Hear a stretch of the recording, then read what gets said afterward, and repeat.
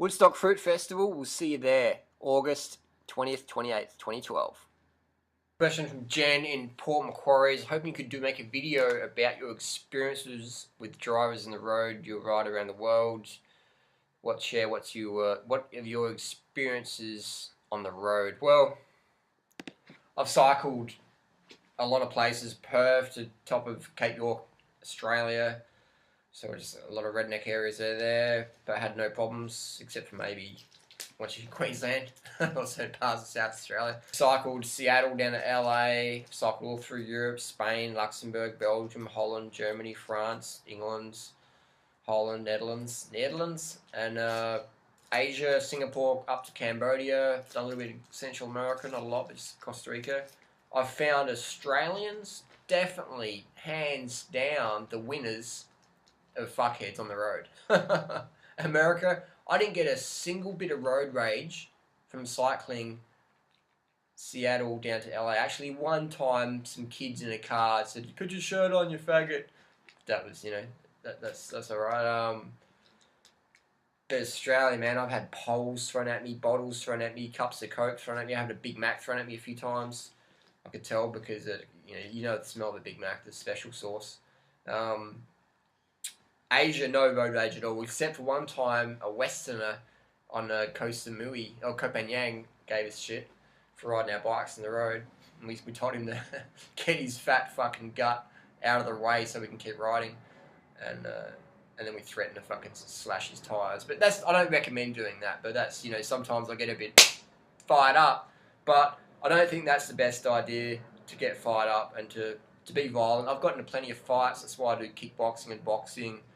And it's good to have self-defense. I think the main thing is have self-defense, and I know how to fight, and I know how to run. So if I can't beat anyone in self-defense, I can always run. So the violence, it's sometimes you got to defend yourself. And I'm not saying that's recommending people to do that, because everyone's different situation. But I'm saying to myself that I've had plenty of bingles and panel beating and stuff like that, and blood noses and dropping people in the ground, stuff like that. But I don't think it's the best thing. But sometimes you snap. So you always want to be careful what you do, because you don't want to kill anyone, because it can happen, man. It's easy to kill someone. You punch them in the throat, they're down. So you always want to avoid violence, I think, if you can, or just be a skilled fighter and know how to take down someone, things like that.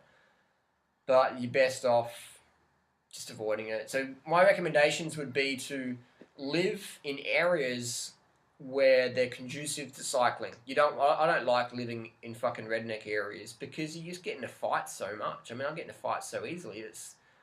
I don't live in places like Sydney, because it's just punch on all the time. Adelaide's getting pretty good. And no, Adelaide's actually really good, because a lot of the fights in Adelaide, the guys back down really easily, because once you catch them and they know you're fucking serious, they back down easy. Gold Coast is pretty good for fighting. Like, bit of fuckheads in the Gold Coast. It's easy to get in a fight in the Gold Coast.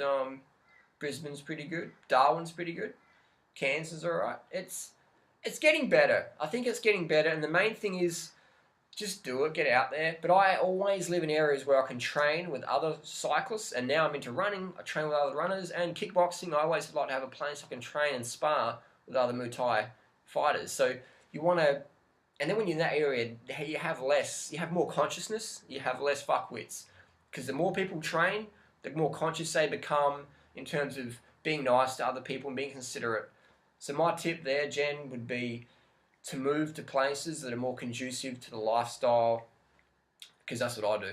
That's what I've always done. Even when I was living on, I remember getting hit by a bus once, and I was living on welfare. I still lived in a place where was conducive to, cycling around, things like that. So I was on minimal income, but I still managed to move to a place that suited my lifestyle preferences. So it's not about the money. Just as an example, it's not about the time or what. It's just about the desire. And my tip for cycling would be to places to live as a runner, as a cyclist, would be the Gold Coast, would be Adelaide, definitely. Adelaide's fucking world class.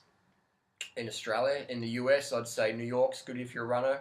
Cycling's pretty good in New York. Good but it's probably San Diego, areas around Los Angeles near Santa Monica there, it's alright.